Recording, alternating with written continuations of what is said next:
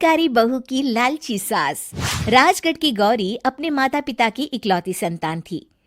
गौरी के पिता मेहनतकश किसान थे। वो सारा दिन खेतों में काम करते। गौरी अपनी माँ का किचन में हाथ बटाती। वो जंगल से लकड़ियां बीनती और माँ के चूल्हे में मदद करती। एक दिन वो जंगल में लकड़ी बीनने गई थी कि तभी उसे रोने की आवाज आती है।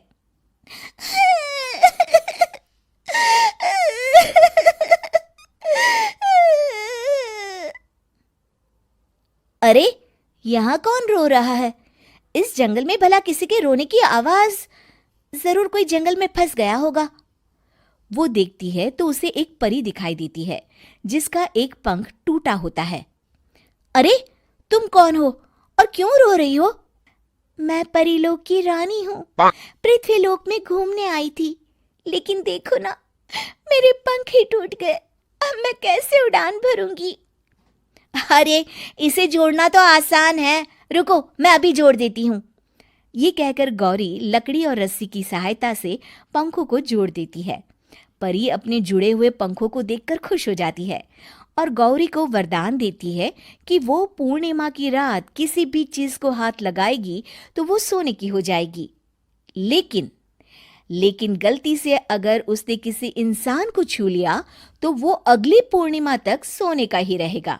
गौरी घर आती है और सारी बात अपने माता पिता को बताती है। गौरी की माँ उसे कहती है, तू भी ना गौरी, सारा दिन परियों की कहानियां पढ़कर स्वप्न लोक में ही रहती है।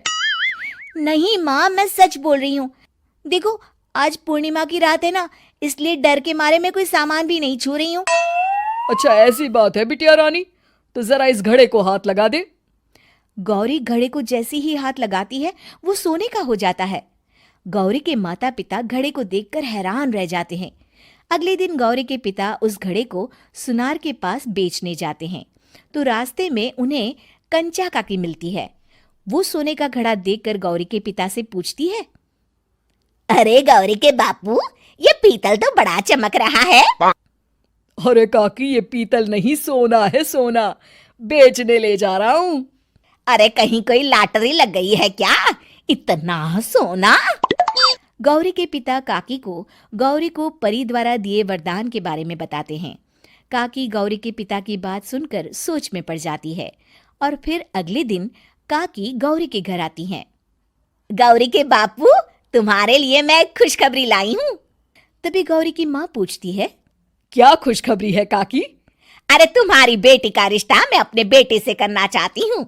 अरे, कब तक अपनी सयानी लड़की को घर पर बिठा कर रखोगी? हाँ, देखो काकी, मैं ऐसे ही व्यक्ति से अपनी बेटी की शादी कराऊंगा जो गौरी के वरदान से नहीं, उसके गुणों को समझे। अरे, हमें तो गौरी के गुण अच्छे लगे, इसीलिए तो आ गई हूँ मैं। फिर गौरी के माँ बाप मान जाते हैं और उसकी शादी काकी के बेटे से हो जाती है। अगले दिन, अरे गौरी, कल पूर्णिमा की रात है। तुम्हारे पिताजी परी के वरदान के बारे में बता रहे थे, तो मैं ना कुछ चीजें रख दूंगी, जरा हाथ लगा देना। तभी गौरी का पति वहां आ जाता है और अपनी माँ से कहता है, माँ, क्या जरूरत है गौरी के वरदान को इस्तेमाल करने की? वैसे भी मेरी मेहनत से घर तो चल ही रहा है ना। और गौरी के पिता ने भी यही कहा था कि वो ऐसे ही व्यक्ति से उनकी बेटी की शादी करेंगे जो गौरी के वरदान से नहीं, उसके गुणों को समझे। अरे बस कर किताबी बातें। तेरे लिए क्या लड़कियों की कमी थी जो मैं ये किसान की बेटी घर ले आती?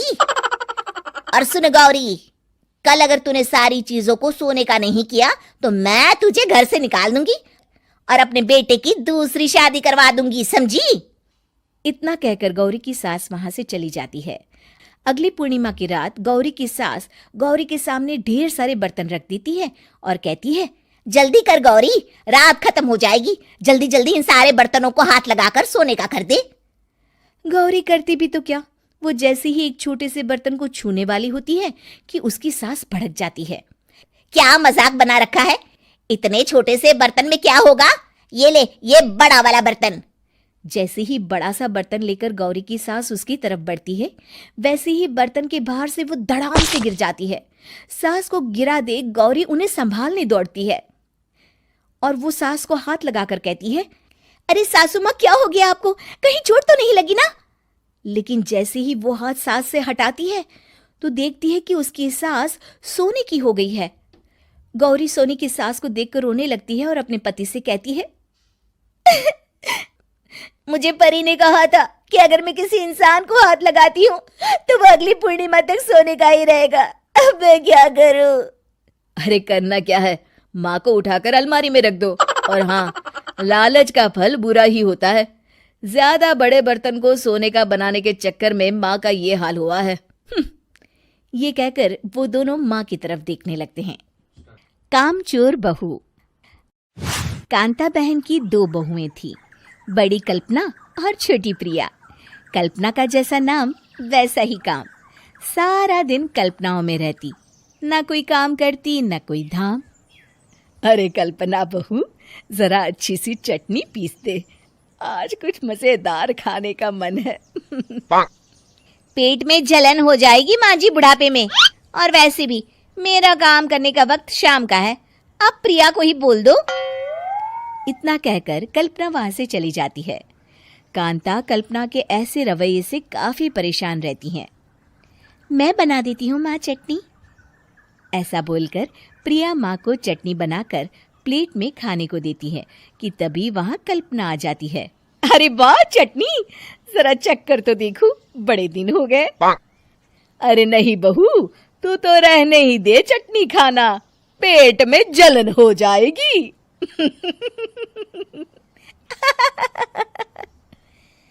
इतना कहकर कांता और प्रिया दोनों हंसने लगते हैं। कल्पना सारा दिन या तो मोबाइल में यूट्यूब देखती या फिर सोती रहती।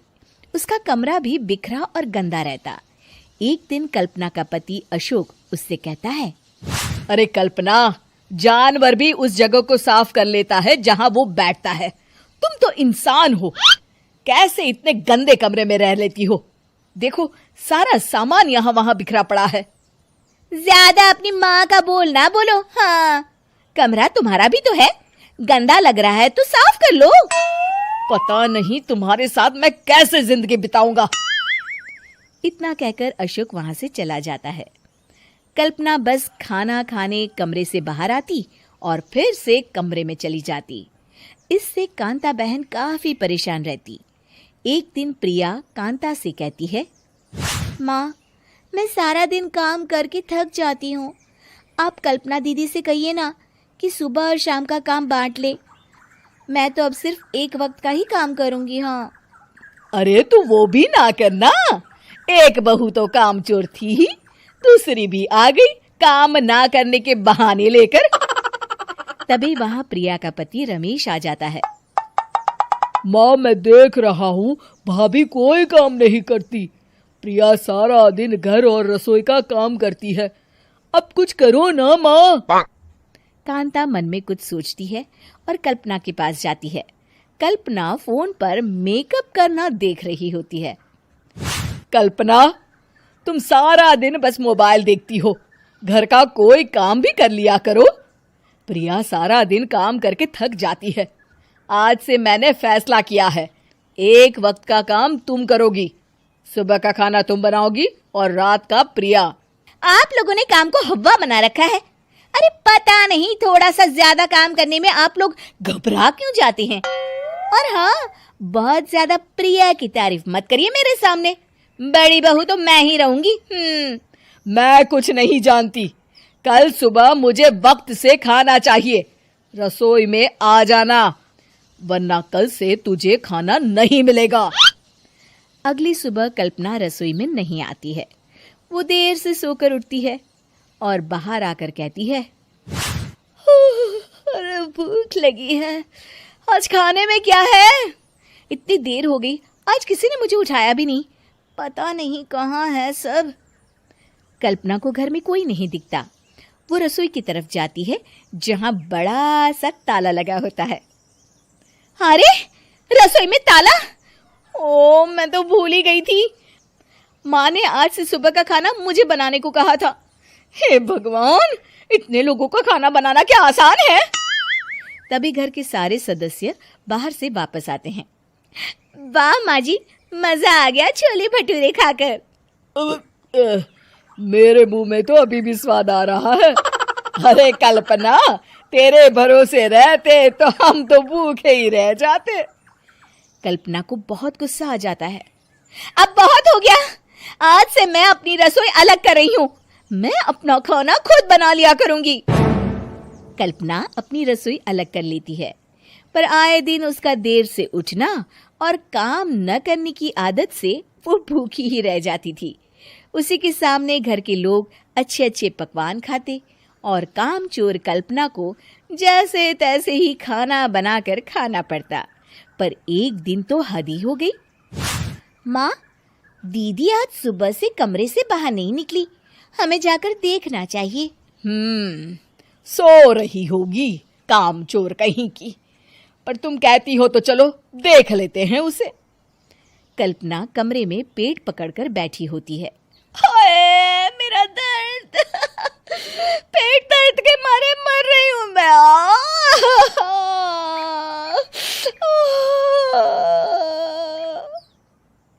अरे दीदी, क्या हुआ? पेट में दर्द क्यों हो रहा है? डॉक्टर को दिखाया आपने? माँ, कल्पना खड़ी होती है और माँ जी के पास आती है। मुझे माफ कर दीजिए, अब से मैं सारे काम में मदद करूंगी, कभी आलस और काम चोरी नहीं करूंगी। हाँ हाँ, वो तो ठीक है, लेकिन अचानक क्या हो गया जो तू काम करने को तैयार हो गई? कामचोर कल्पना। माँ, लगातार बासी और उल्टा पुल्टा खाना खाने के कारण मेरे पेट में इन्फेक्शन हो गया है। काम न करना पड़े इसलिए मैं 2 दिन का खाना एक दिन ही बना लेती थी। बासी और खराब खाना खाने के कारण लेने के देने पड़ गए। पेट में दर्द हो रहा है। चलो अच्छा हुआ, देर आए दुरुस्त आए।